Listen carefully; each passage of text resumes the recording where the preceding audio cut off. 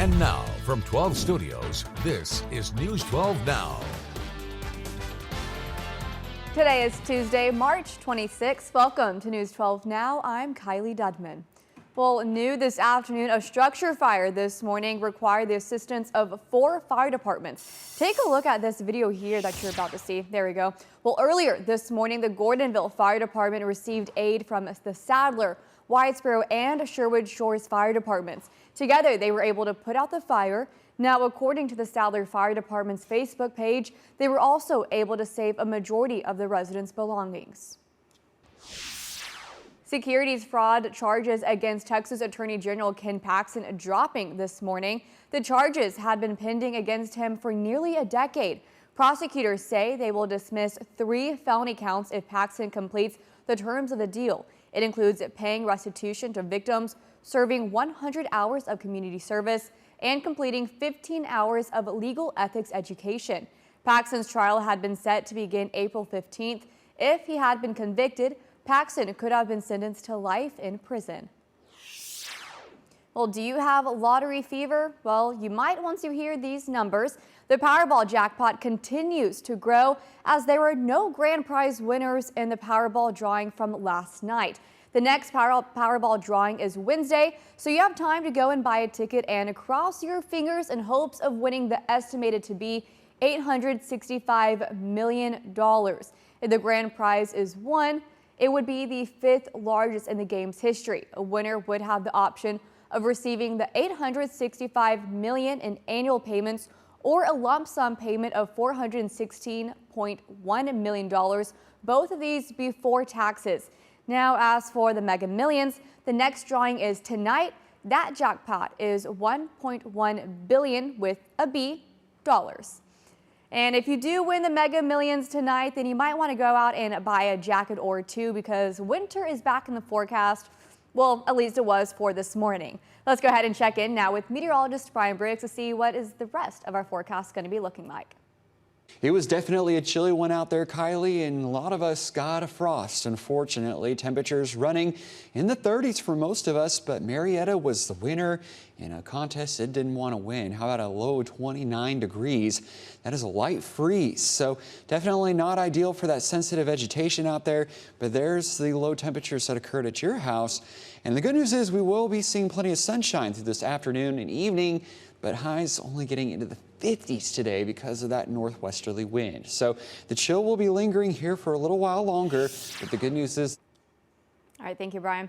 The Oklahoma Department of Transportation is holding a public meeting tonight in Hochatown to go over plans to widen U.S. Highway 259. The 6-mile project would expand the highway from 2 lanes to 5 lanes through town. The open house meeting is from 5 to 7 this evening at the Chapel of the Pines. And also happening today, Sherman ISD is hosting a job fair this afternoon. It goes from 4:30 to 6:30 at the Sherman ISD Service Center on Loy Lake Road. The district is looking to fill full and part-time positions. They say no job at the school makes less than $15 per hour. If you can make it out today, another job fair is scheduled for Thursday evening. Well, in less than 2 weeks, a total solar eclipse will be moving its way across the United States, and many Texas cities in the path of totality are getting ready for a total eclipse mania. Now, when preparing for the total eclipse, there are plenty of things to consider, like stocking up ahead of tourists arriving or finding a good place to watch.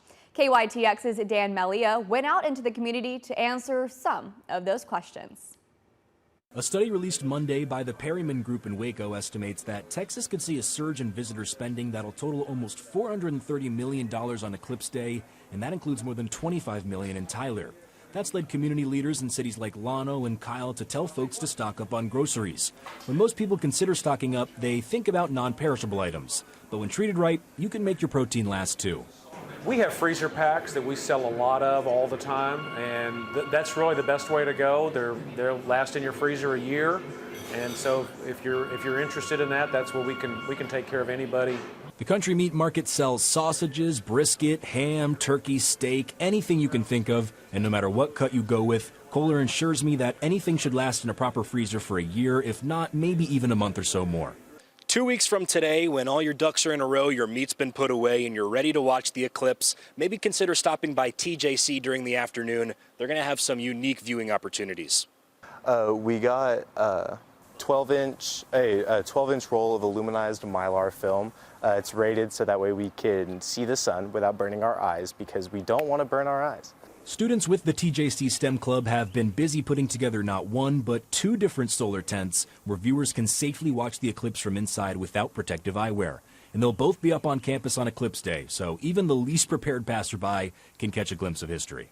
It was a just in case, like people are like walking by and they're like, oh, why is it getting dark all of a sudden? There'll be a bunch of nerds out here being like, hey, look, it's so cool. Because I can guarantee it's what's going to happen, because it's pretty cool stuff. In Tyler, Dan Millay, CBS 19.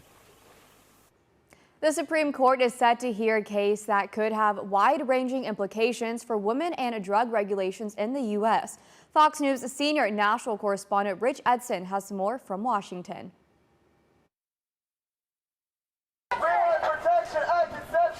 The Supreme Court hearing arguments today on the abortion pill mifepristone and whether easier access to it should stay in place. The conservative majority court will consider the Biden administration's appeal of lower court rulings that restricted access to the pill. New data from the Guttmacher Institute research group shows nearly 2/3 of all abortions in the U.S. rely on mifepristone. Abortion rights groups say the drug's been proven safe and that the court should confirm the FDA's ruling broadening access to it, especially as the justices repealed the nationwide right to abortion 2 years ago. From 2000 on, including in 2021, FDA acknowledged that the restrictions, the safeguards that it was removing on the abortion drug would mean that more women suffer harm and end up in the emergency room. Anti-abortion organizations counter the FDA has unlawfully promoted a nationwide regime of on-demand abortion in defiance of several state health and safety laws. For now, the Supreme Court is allowing the FDA to continue regulating the drug while the appeals process plays out. That includes continued telemedicine prescriptions and retail pharmacy dispensing. There's a possibility that the court will address the Comstock Act, which is a 19th century obscenity law, which some abortion opponents are hoping the Trump administration, if there is a second Trump administration, will treat as a de facto ban on all abortions. A ruling in this case is expected by June. At the Supreme Court, Rich Edson, Fox News. Well, now to a story we first told you about this morning. The NTSB is headed to Baltimore after a cargo ship slammed into a major bridge overnight, collapsing the structure and sending construction workers and possibly vehicles into the water. Just take a look at this video right behind me. 2 people were rescued. Officials say at least 6 people are unaccounted for. Crew members on the ship are expected to be okay. Ryan Hughes has the latest from Baltimore County. Video shows the moment a cargo ship plowed into the Francis Scott Key Bridge. CBS News has confirmed the massive container ship lost propulsion before impact. The entire bridge, the entire Key Bridge is in the harbor. We know there were individuals on the bridge at the time of the collapse working on the bridge. Now the Coast Guard and other agencies are racing to find possible survivors. In addition to workers on the bridge, video shows multiple vehicles on the span. And our response teams are doing everything in our power to rescue and recover the victims of this collapse, literally as we speak.